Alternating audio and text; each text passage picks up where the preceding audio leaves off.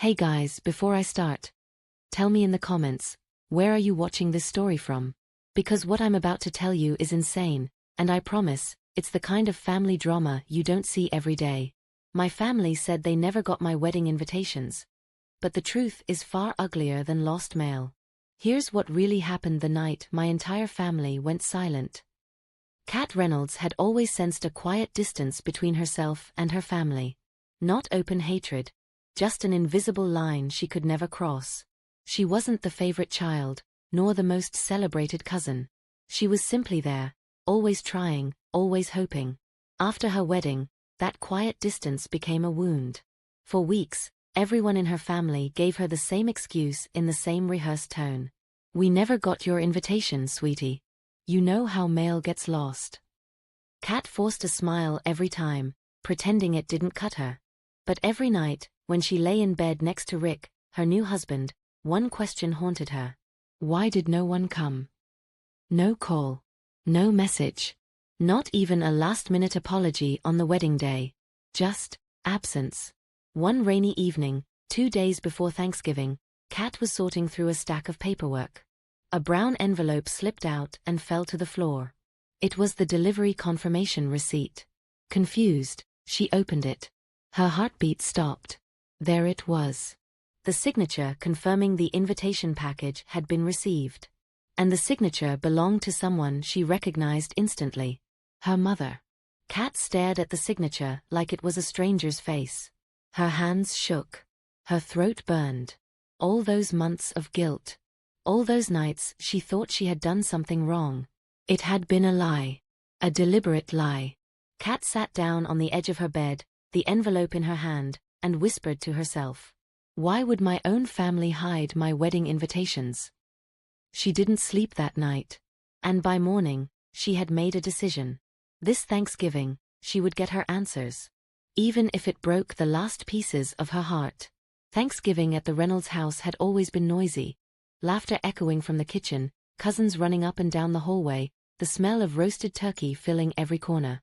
But this year, Kat felt like she was walking into a storm nobody else could see. She arrived with a calm, unreadable expression. The brown envelope sat inside her purse like a ticking bomb. As she stepped inside, her mother greeted her with exaggerated warmth. Kat. Oh sweetheart, you made it early. Come in, come in. Kat hugged her lightly. For the first time in her life, she noticed how practiced her mother's smile really was. Her father gave her a nod from the living room. Her sister Lisa looked relieved that Kat had come. Her cousins waved casually, as if nothing had ever happened. Everything seemed normal. Too normal. Kat sat at the dining table across from her parents. The smell of mashed potatoes and cinnamon pie floated around her. Her mother carved the turkey with a cheerful humming, pretending the world was perfect. But Kat wasn't pretending anymore. Halfway through dinner, her uncle cracked a joke, everyone laughed, and Kat gently placed her fork down. Her voice was soft but steady. Before we go any further, I need to ask something. The room froze. Her mother's hand halted in the air, still holding the knife. Her father looked up slowly.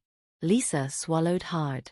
Kat reached into her bag and placed the brown envelope on the table. I found something, she said. And it doesn't match anything you've told me.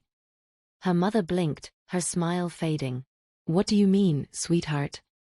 Kat slid the receipt across the table. Her mother stared at it. Her face drained of color. Kat's voice didn't shake, not this time. You said you never got my wedding invitations. Her mother didn't answer. Kat tapped the signature at the bottom. Then why is your signature on the delivery receipt? A soundless hush fell over the entire room. Even the kids stopped moving. The turkey knife slipped from her mother's hand and clattered against the plate. Her father exhaled heavily, the kind of sigh that came from someone who realized the truth could no longer be buried. Kat leaned back in her chair, eyes steady. I asked the post office. They said the package was delivered. Signed for. Handed directly to someone in this house. No one looked at her. No one breathed. For the first time in her life, Kat wasn't afraid of their silence. She welcomed it. Because now they had to answer. For a long moment, nobody moved. The only sound in the room was the faint buzz of the chandelier. Kat's mother finally reached for her napkin and pressed it to her trembling lips. "Kat, honey, it's not what you think," she whispered. Kat didn't blink. "Then explain it to me." Her mother glanced at her father, a silent plea. He didn't look back at her. Instead, he stared at his plate as though the truth was printed there. Kat's sister Lisa shifted uncomfortably. Her voice was barely above a whisper. "Maybe we should just tell her." Her father snapped his head up. "Lisa, not now." But Kat's patience had already run out. "No, now." Her eyes locked onto her father. "Tell me why you hid my invitations." Her father finally spoke, his tone cold, measured, and familiar. The voice he used whenever he wanted to end a conversation before it began. "You were rushing the wedding, Kat. We didn't agree with it. We thought if we waited, maybe you'd think more clearly." Kat stared at him. "That wasn't your decision to make." "It was," he replied. "We're your parents." Kat almost laughed, not out of humor, but disbelief. Her mother wiped her eyes and whispered, "We wanted to protect you." Kat leaned forward. "Protect me from what? Rick? My own happiness? My own life?" No one spoke. And then the first real crack appeared. Her mother's voice broke. From embarrassment. Kat's heart stopped. Her mother continued, trembling. "Your cousin Ethan got engaged before you. His fiancée's wedding was supposed to be the social event of the year. Your father thought your wedding might look smaller in comparison." Kat felt heat rush to her cheeks. "So you hid my invitations? Because you didn't want anyone comparing my wedding to Ethan's?" Her mother nodded, eyes full of shame. "We didn't want the family judging you." Kat felt the truth stab deeper than any lie. "You were more worried about their opinion," she said slowly, "than about being there for your own daughter." Her father spoke again, defensive now. "It was just one event. We planned to explain it after things calmed down." Kat's jaw clenched. "One event? That was my wedding day. The day I stood alone, thinking my own family didn't care enough to show up. Do you even understand what that felt like?" Her father didn't answer. Lisa suddenly burst into tears. "I told them it was wrong," she cried. "I begged them to just be honest. But they wouldn't let me say anything." Kat turned to her. "So you knew too?" Lisa nodded, crying harder. "I'm sorry, Kat. I'm so sorry." Kat felt something inside her collapse. Not anger, not rage, but something softer and far more painful. The realization that every person sitting at that table chose silence over her. She stood up slowly. "I didn't lose invitations," she said. "I lost my family." The room remained frozen, every face pale, exposed. And then Kat made the decision that would change everything. Kat stood beside the dining table, her hands shaking, but her voice steady. She had rehearsed this moment 100 times in her head, but nothing prepared her for how it felt to finally speak it aloud. Her father rose to his feet, shoulders stiff, pride still wrapped around him like armor. "Sit down, Kat," he said sternly. "We're not done talking." Kat shook her head. "No. You don't get to control the conversation anymore." Her mother reached for her wrist, desperate. "Sweetheart, please, don't walk away like this. We only did what we thought was best." Kat slowly slipped her hand out of her mother's grasp. "No," she whispered, "you did what was easiest. And then you lied about it for months." Her mother's face crumpled. Her father's hardened. But Kat wasn't the same girl they could silence with a sigh or a disappointed look. She took a steady breath. "You didn't just skip my wedding," she said. "You made me question whether I mattered at all." Lisa cried harder. "Kat, I'm so sorry.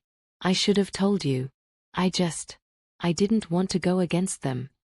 Kat's chest tightened, not with anger but heartbreak. "You didn't have to fight them," she said softly. "You just had to stand next to me. That's all I ever wanted." Her father slammed his palm on the table. "Oh, stop making this dramatic. Families make decisions together." Kat snapped her gaze to him. Families don't erase their children. The room went dead silent. Kat walked to the center of the dining room, the brown envelope still lying on the table like a funeral flower. For 3 months, I thought I did something wrong, she said quietly. I thought you were disappointed in me. I thought maybe I wasn't worth showing up for. Her mother broke into sobs. Her father looked away, jaw clenched.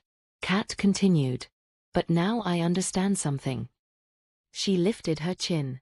Your silence wasn't about my wedding. It was about who you've always chosen, and who you've always ignored. Her voice shook, but her words didn't. I begged for your attention my whole life. But I'm done begging. Her father moved toward her as if to stop her. But Kat stepped back. No. I'm not staying here and pretending this is a misunderstanding. I deserve better than lies and excuses. She grabbed her coat. Everyone remained frozen, guilty in the kind of silence that no one could break. Before she walked out the door, Kat looked back one last time.